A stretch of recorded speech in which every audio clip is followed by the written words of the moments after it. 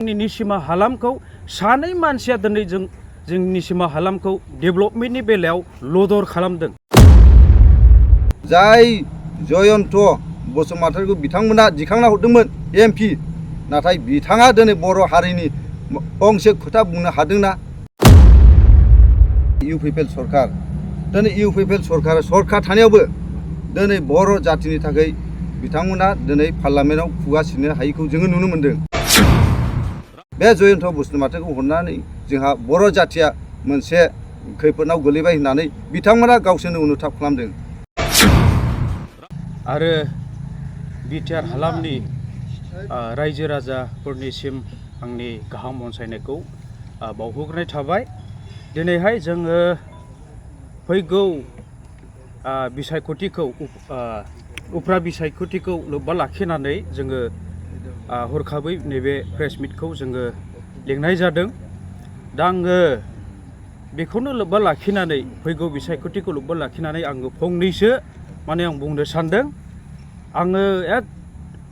आङो माने 16 नं निसिमा ब्लक कंग्रेस कमिटिनि जेनेरेल सेक्रेटारि, आंनि नामा नायलां बसुमतारी।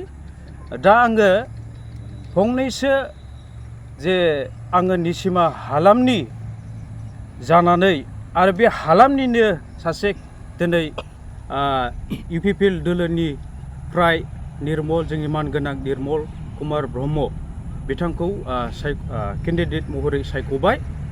दा आं जायगानि जानानै आङो फंनैसो बिथांनि सायाव आङो गोसो जादों।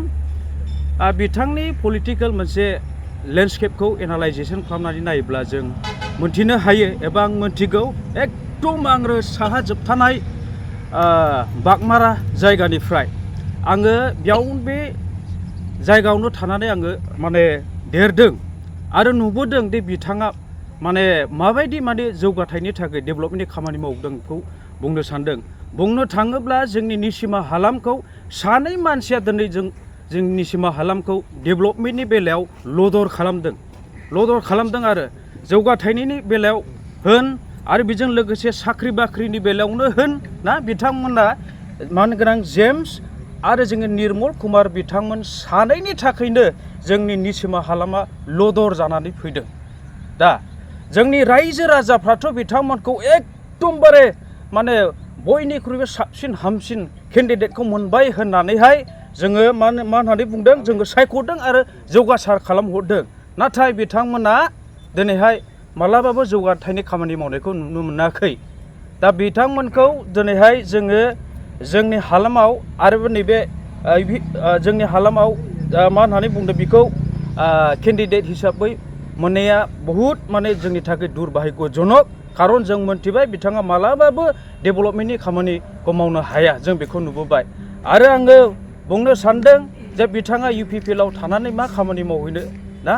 दिनै जोङो नुनो मोनदों जे बिटिआर एकर्डनि नामावहाय जोंनि सा ओनसोलावहाय आङो दिनै मोनसेबो डेभेलपमेन्ट जानायखौ आं नुनो मोनाखै।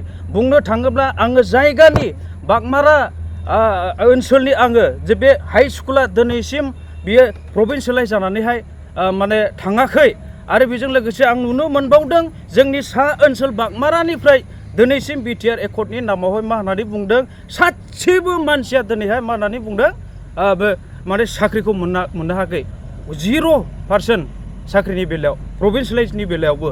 दिनैहाय लामानि बेलायाव जोङो थांनानै नाय, जोङो साफागुरिनिफ्राय जोंनि बागमारा 42 किल'मिटार ना 41 किल'मिटार दङ ना। ओरैबायदि आप एन्ड डाउन जोंनि निसिमाखौ बिथांमोना एकदमबारे लदर खालामबाय बिटिआर सरकारा।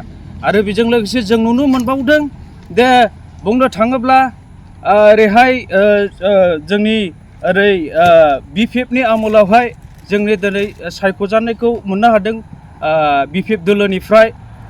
जोंनि मानगोनां चन्दन ब्रह्मआ सिगांहाय खैला मैलानिफ्राय फाथाबारि थांनाय मोनसे बहाय बिथांमोना प्रमिस खालामदोंमोन दे खैला मैला टु माने फाथाबारि, बेवहाय मोनसे गिदिर माबा जागोन होननानैहाय दालां जागोन होननानै बुंदोंमोन। नाथाय इलेक्सननि जोबखांनायनि उनाव दिनैसिमबो बे माबाया मा होननानै बुंदों, दालाङा जायाखै।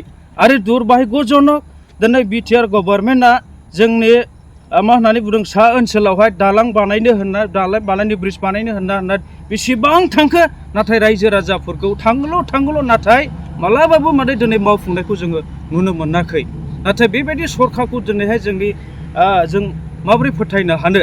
दा ओंखायनो जोंनि गेजेराव दिनै राफोद मोनसे मोजां कंग्रेस दोलोनिफ्राय जोंनि मानगोनां सन्जिबवारि बिथाङा ओंखारदों।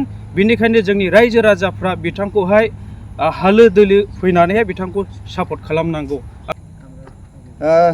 थांनाय BTC एकर्डआव जोङो नुनो मोनदों जोंनि बे उत्तर ओनसोलाव BTC एकर्ड जानायनि उनावहाय जोङो जोंनि उत्तर 13 चिरां समस्तियाव दिनैसिम जों EM मोनाखै।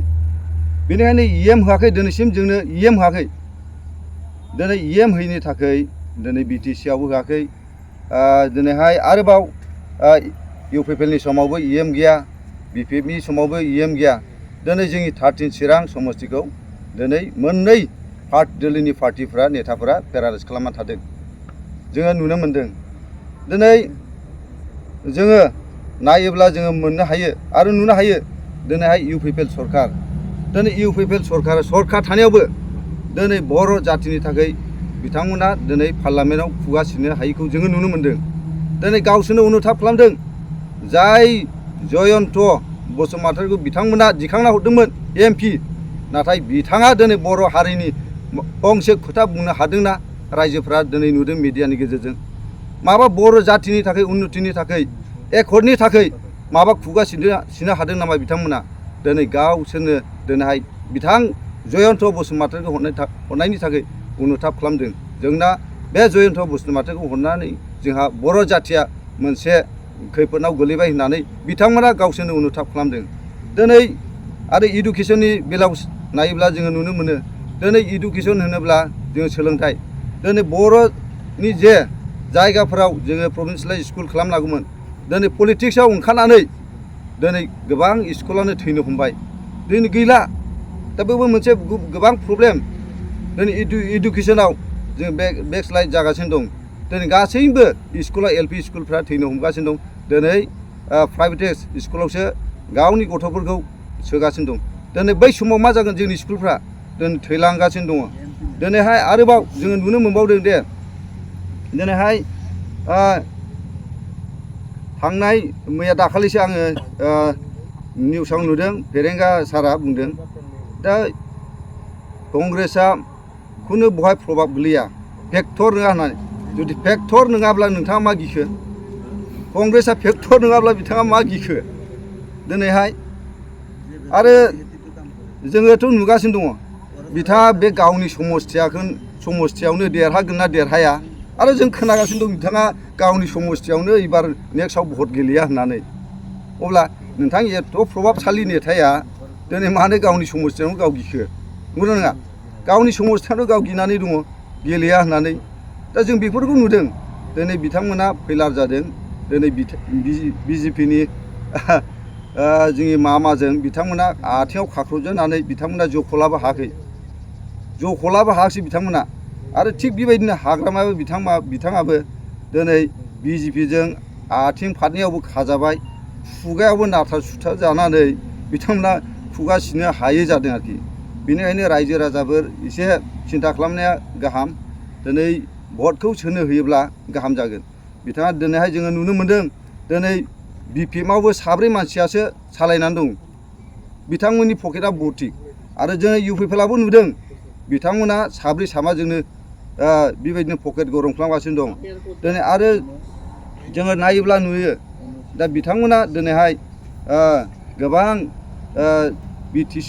BTR सरखार जानायनि उनावहाय जोङो न'खर न'खर साख्रि होनो होनदोंमोन। दाथ' साख्रि होनायाथ' दुरे खोथा।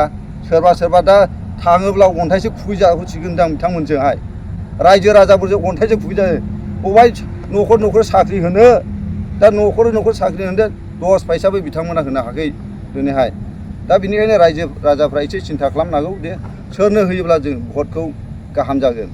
दा बेनिखायनो आङो रायजो राजानिफ्राय आंनि खावलायनाय बे बाराव जोङो कंग्रेसनि जे बिजाथि सन्जिब औवारि जे बिथांखौ जाहाथे बिथांनो भट होनानै देरहायो समाजनि रायजोनि खामानि मावनायाव बिथाङा उन्नति होगोन आं बेखौनो आङो रायजो राजानिसिम खावलायनाय जाबाय।